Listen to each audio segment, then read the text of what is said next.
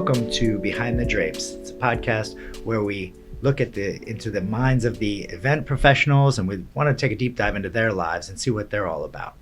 And I'm your host, Expo Rich, and I'm here with Kelly Helfman. She is the president of Informa Markets Fashion, and I'm so happy to have you here. And thank you for joining us. Thank you for having me. I'm so excited.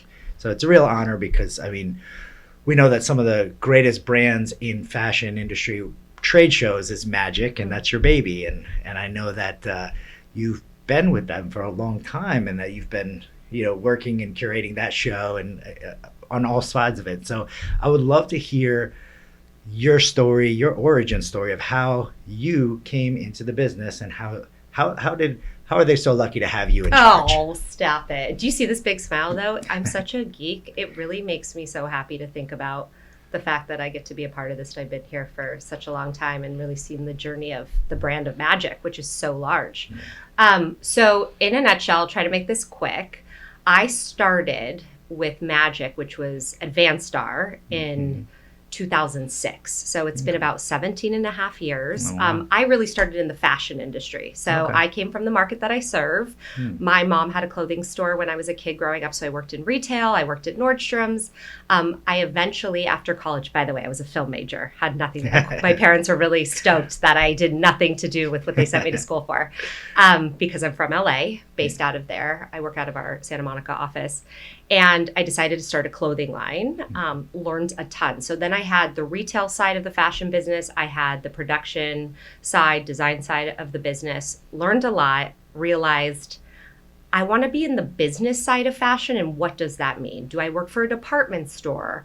I love sales. And I ended up getting connected with a gal who worked at Magic at that time in 2006. Oh, wow. And the kind of grind and hustle of having my own brand was tough. I needed a little bit more of a steady income, but I wanted to stay in fashion. So in 2006, I interviewed for a customer service rep. Oh, wow. Where it was, I always call it like my first big girl job, my Yeah. first real career job, And that's, talk about starting from the bottom, right? I know, it's like that Drake song. I started from the bottom, now I'm here. Exactly. But listen, I'd never take it for granted. It's been quite a ride. I would call our exhibitors and prep them for the show, make sure they knew their booth number, how to work with the vendors. I would retain them show after show, so I handled retention only in terms of sales. And then it kind of grew from there. I loved selling. I would upsell our exhibitors to take more space. Eventually, they gave me a new goal, and I ended up working on not just Magic, but we acquired Project, then we acquired E&K. We had a bunch of acquisitions. So I really was more customer service, operational, and sales. And then, we ended up acquiring business journals from Britton Jones and so forth. So it went from there. Yeah. Fast forward 17 and a half years later, we were all acquired by UVM. Then Informa acquired UVM. And it's been such a roller coaster, but I think it's always felt so new and just like a different job every time, right? Mm-hmm. Because you're working on new shows. You have different responsibilities in each role. Each company that acquired us felt different. And so it never gets old. I just love it. Yeah. So I love fashion, but I fell in love with the trade show industry as well. So I kind of feel like they're 50-50 to me. Of course, I came into this business because of fashion, but I really am, an event organizer at heart now. Yeah, and it's interesting because that prior to you coming into it, there wasn't really a college career path that ended you in events anyway. We almost all had to kind of find our way here in one way or another, and so true. And fall in love with it, because the ones that fall in love with it are the ones that stay in there 20 years, and the ones that don't love it leave quick. I feel like people, it's so true. People either hate it or love it, and us who love it, we're really lifers at this point. Yeah, and it's like weekends, long hours. No biggie. Yeah, I know. I thrive on it. I love it. And, we just don't do Magic. We do coterie, projects, sourcing.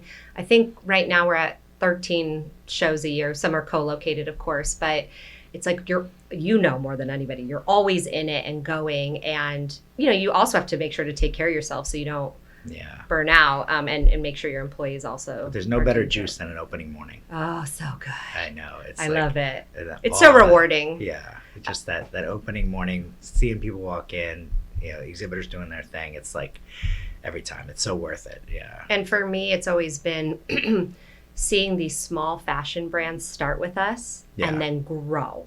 And then I see them in department stores, or they're opening up their own retail stores. I'm like, I remember when they took a 10 by 10 with us 10 years ago. Yeah. How cool that we were a part of that or they journey. were a new product category, Yeah. new designer category, and now they're, that's great. That's right. Yeah. It's so rewarding. So that's really been my journey. So I've been with the company for almost 18 years now. Wow. Yeah. That's amazing. And, it's rare too, because, like, instead of you changing companies, the company's changed on you, but you stayed with the same brand, the same path. And, That's right. There's a lot that goes into everything we do. Mm-hmm. I mean, like we talk about the long hours, the hustle, the grind, and it doesn't stop on the show. You're home, you're prepping, you're constant. And obviously that comes from somewhere. And I always like to ask my guests, like, where does that hustle come from for you? Like, who was the mentor? Who's the one that taught you this hustle and grind and really curated that in you? Yeah. Well, I think about, obviously we do so much as trade show organizers, but I really always thrived at sales and bringing in the revenue. And now I'm responsible for a lot of revenue and tight margins, right? So I thought back to really how I grew up, and it was different. I came from two parents that worked really hard. My mom always had a few different hustles going on. She had her main job. She got a side hustle. She's selling on eBay. She's got opening up a store. She's a travel agent, and she was always working. And it was all about making money. And I feel like they taught me how to be really smart with money too. Yeah. So, I grew up in a nice area, in a suburb outside of LA, and the kids were getting brand new cars when we were 16, and they could buy the new cool jeans that were $120. And my parents would never let me. They taught me what a dollar was and how not to be irresponsible with money. And so I think I learned to manage money and want to make money very early on because of them, watching their hustle, watching how they were smart with their money. They invested. They didn't let us, just because we had it didn't mean we should spend it, those sort of things. So I would say that hustle came from my parents. They were both, their parents were in the Holocaust, and we are survivors at heart. Wow. So really, their parents came over after the war and made ends meet and had to start a brand new life here. And then they took that same hustle and taught it to me and my brother. So I'm very, very grateful for that. And I never take anything for granted.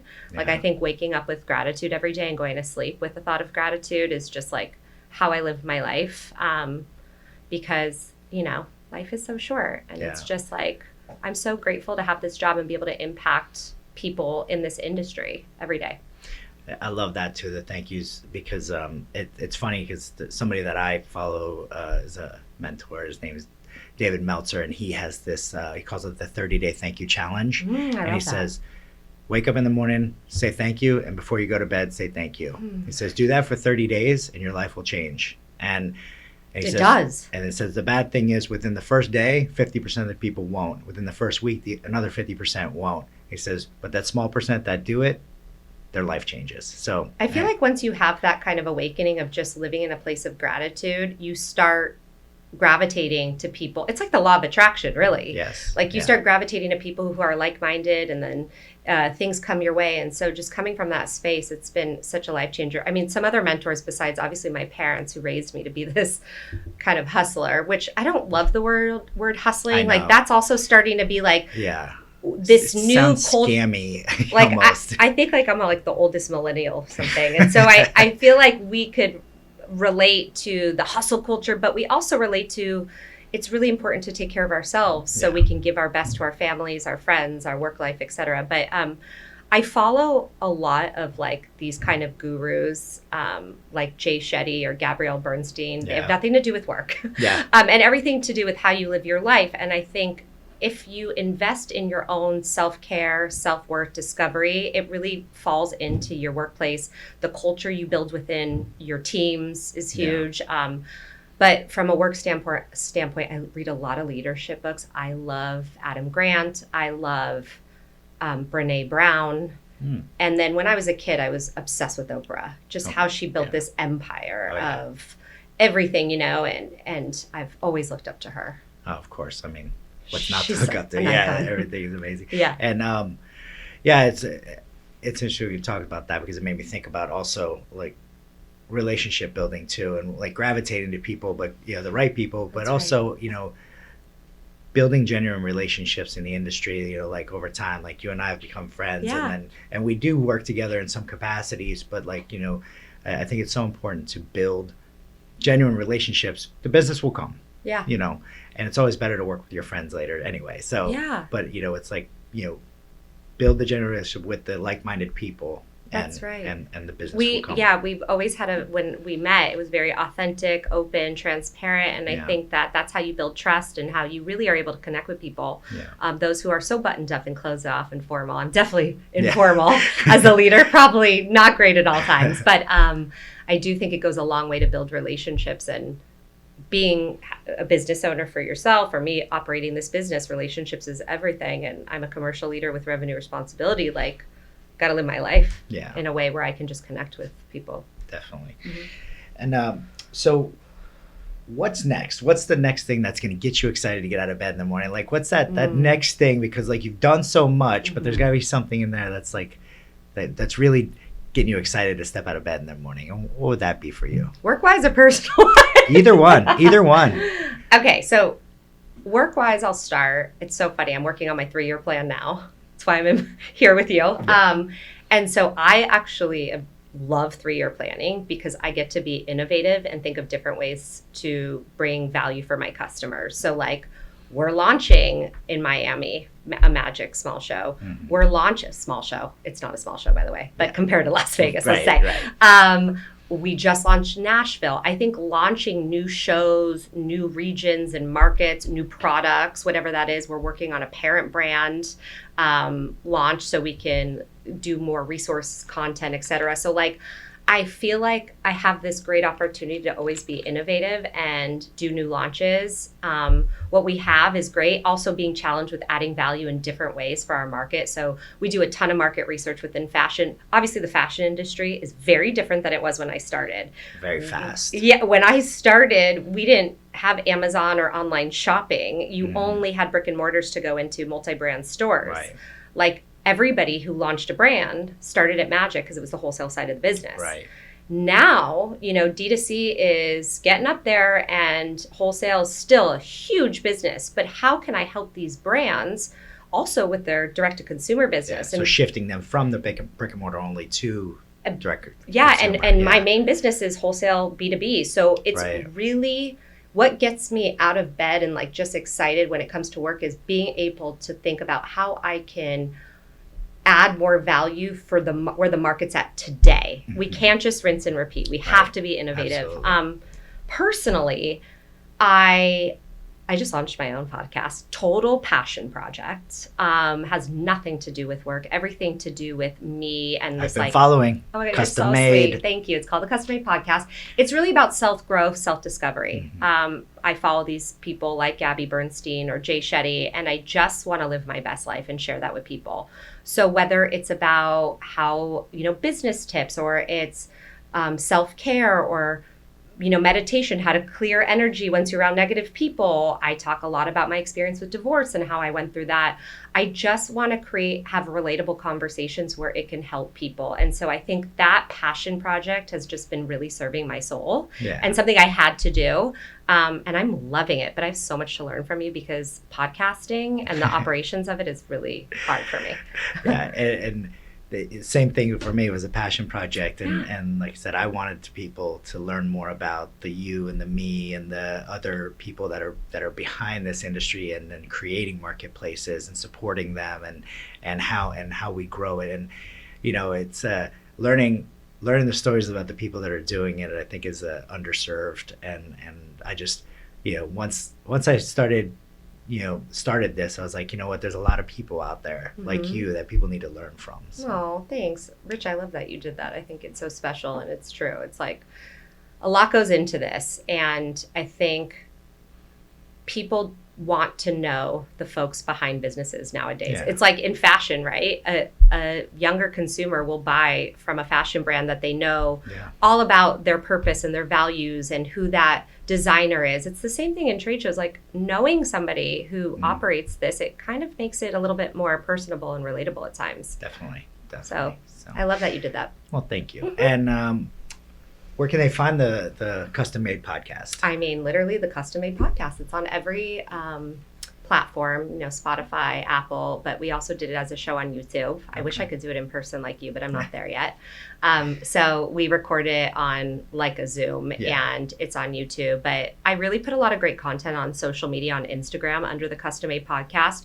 Clips, just like quick snippets of, tips and motivational quotes and all the things to just like get you through your day. So, but of course, like, so Custom Made Podcast on Instagram. Yep. And then you can follow me, Kelly Helfman. And it kind of gives a glimpse into personal and professional life. You'll see a lot of my kids, my outfit of the days, and the trade show life. Right. And if people are interested in this industry and maybe finding, Magic or Informa fashion, and how do they locate?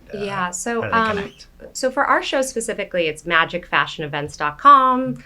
coteриefashionevents.com, and so forth. On LinkedIn, there is a page under Informa Markets that has all of the job opportunities. And I always tell people, if you're interested in getting into this industry and applying, our jobs are always there. Also on the Informa Markets website. But I think that, the more people do to reach out to folks like myself or yourself about the industry, like, I love it. I have hired people, I can't even tell you how many times that I met and they were like, I would love to work for Magic. Like, how could I get involved? I'm like, stay in touch. If a job interests you, like, keep coming to the shows, all these things. And they'll write me a thank you letter and they stick out and they have been hired. And I just think taking that step on LinkedIn or on social media to connect with folks in the industry is really a big one, and setting yourself apart. Definitely. Like, how am I going to remember this person? And showing passion for what we do. It cuts out the concern if someone's going to make it or not, because if they're that passionate going into it, you have a good feeling that they're going to make it. So that's right. I think so. Yeah, I would love to. I'm always accessible and approachable, and I want people to reach out, and I love to talk about this career, and honestly, I love it. Yeah. Well, I love it too, and I love that you were here today with me. Thank you so much for being here. Thanks for having me. All right. So great.